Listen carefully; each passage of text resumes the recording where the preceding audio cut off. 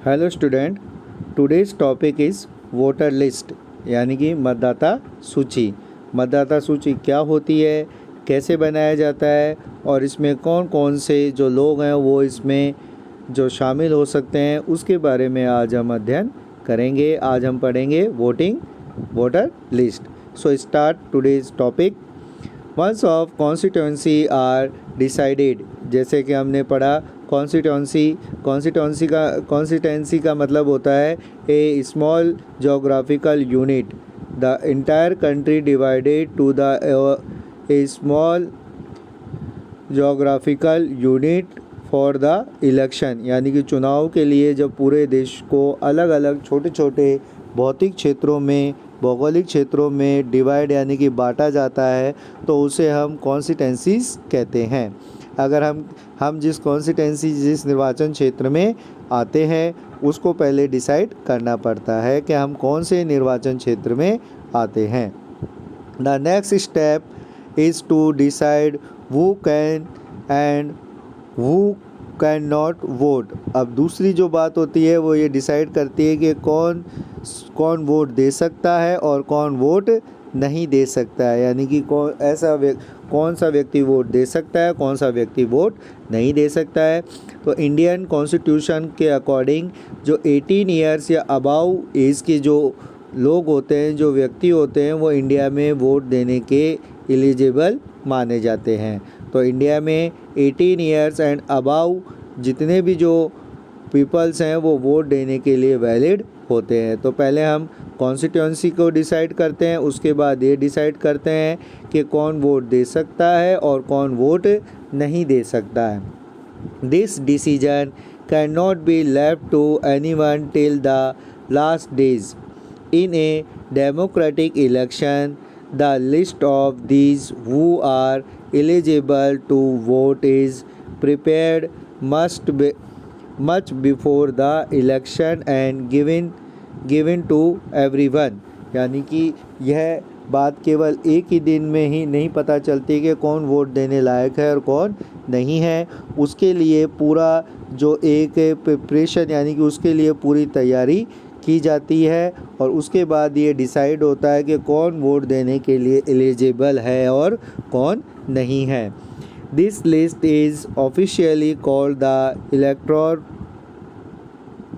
roll and the commonly now is the voting list। हम देखें तो कौन वोट देने के लिए एलिजिबल है उस लिस्ट को ऑफिशियली हम बोलते हैं इलेक्टोरल रोल, यानी कि इलेक्टोरल रोल उसको बोला जाता है और कॉमनली हम उसको वोटर लिस्ट के नाम से भी जानते हैं। वो इज़ द वोटर जो लिस्ट होती है उसमें जो वोटर्स होते हैं, जो एलिजिबल वोटर होते हैं, उनके नाम कंसीडर किए जाते हैं। This is an important step for it is liked to the first condition of a democratic election, यानी कि जो पूरा जो डेमोक्रेटिक इलेक्शन यानी कि जो लोकतांत्रिक चुनाव हैं उसमें सबसे पहले जो इलेक्शन प्रोसेस है उसमें इस तरीके की जो वोटिंग लिस्ट है वो अपना एक इम्पॉर्टेंट स्टेप यानी कि एक महत्वपूर्ण कदम के रूप में देखी जाती है। Everyone should get an equal opportunity to choice representative. अगर हम देखें तो जो डेमोक्रेटिक इलेक्शन है उसमें सभी व्यक्तियों को इक्वल मतलब समान अधिकार, समान जो चॉइस विकल्प मिलता है कि वो अब समान अवसर प्राप्त किए जाते हैं कि वो अपने रिप्रेजेंटेटिव यानी अपने प्रतिनिधि का चुनाव कर सके। Earlier we read about the principle of universal adult franchises, यानी कि हमने पहले ये पढ़ चुके हैं कि जो यूनिवर्सल एडल्ट फ्रेंचाइजीज़ यानी कि सार्वभौमिक जो मताधिकार है उसके बारे में हम पढ़ चुके हैं। According to universal adult franchises the every person can vote not to be the discriminations of gender, caste, religious and any other types, यानी कि बिना किसी भेदभाव के, ना तो जन्म के आधार पर, ना जाति, ना धर्म, ना लिंग, किसी भी आधार पर बिना भेदभाव के सभी व्यक्तियों को वोट देने का जो अधिकार होता है उसे हम principal of universal adult franchises कहते हैं। In practice the mean the everyone should have one vote and each vote should have equal values.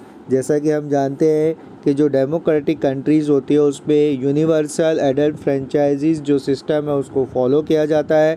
इसके अंदर पर पर्सन यानी कि हर व्यक्ति को एक वोट देने का अधिकार होता है। One vote and each vote should have equal value, एक व्यक्ति को एक वोट देने का अधिकार होता है और जो एवरी वोट यानी कि जो हर जो वोट होता है, प्रत्येक जो मत होता है उसका मूल्य भी सेम होता है, उसकी वैल्यू भी सेम होती है।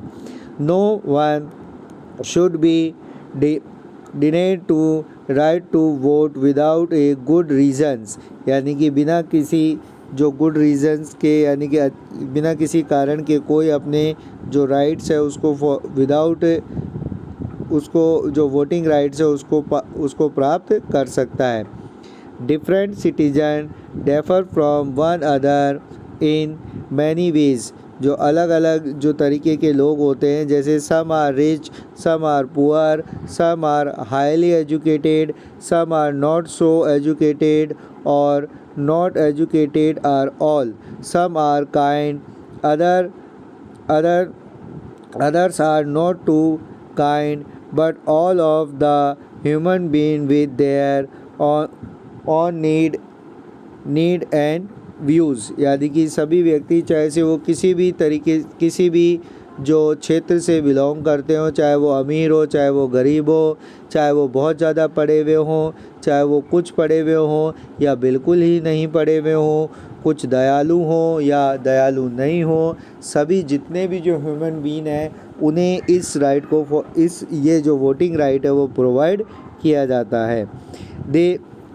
That is why all of them deserve to have a equal say of decisions of the affects them। इसलिए सभी को एक माना गया है, इसलिए सभी को समान रूप से अपना डिसीजन यानी निर्णय देने का अधिकार होता है।